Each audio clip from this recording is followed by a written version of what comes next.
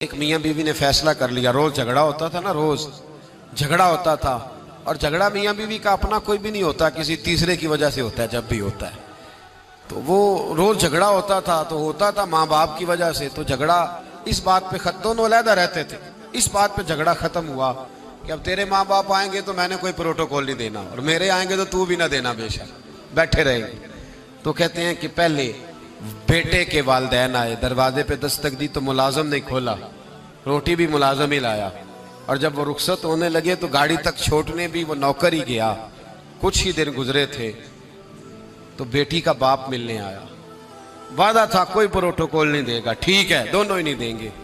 लेकिन दरवाजे के बाहर आवाज गूंजी अब्बा जी की। बेटी के हाथ में प्लेट थी, वो ढब से गिरी, ठा की आवाज आई, दौड़ी गई, दरवाजा खोला, मेरे अब्बा जी आ गए। बिठाया भी, खिलाया भी, छोड़ने भी गई। पूछा उससे शौहर ने कि तेरा मेरा वादा था। कहने लगी बात इसमें शक नहीं कि वादा तो था, पर दिल की कैफियत का क्या करूं। जब बाहर आके वालिद बोले हैं तो मैंने तो अपने आंसुओं को बड़ी मुश्किल से रोका है। मैं तो वो खैराज बड़ी मुश्किल से संभाल पाई हूं, वो तो बड़ी मुश्किल से आंसू रुके हैं, तो वजूद को कैसे रोकती। रिश्तों का जो आपस के अंदर गहराई होती है उसको हम कैसे तोड़ सकते हैं। ये हमेशा रहते, इंसान को याद आती। देखिए कोई बुला सकता है कि बचपन में मैं अपने बहन और भाई के साथ खेला करता था, वो यादें रोज उसे आती हैं। वो रोज जब लेटता है तो वो दास्तानें उसके ज़हन में आती हैं।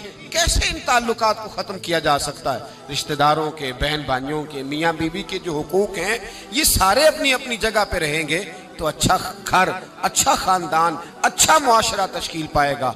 लिहाजा फैमिली का कोई मेंबर भी, ख़ानदान का कोई रुकन भी कभी भी किसी रिश्ते के बारे में ये रवैया ना रखे कि उसे तोड़ दिया जाए, उसे ख़त्म कर दिया जाए। हाँ, अगर कोई रिश्तेदार बदमज़हब हो जाए, अगर कोई किसी सहाबी का बेअदब है, अहले बैत नबुव्वत में से किसी का बेअदब है, उसके अकीदे में मैल कुचैल है, तो फिर उसे छोड़ना नहीं चाहिए बल्कि उससे रुख मोड़ लेना चाहिए, फिर तो खत्म होगा। हमारे यहाँ ये होता है कि बदमज़हब जितना मर्जी हो जाए वो कबूल है, लेकिन अगर हमारी शान में कोई बेअदबी कर बैठा फिर काबिल कबूल नहीं।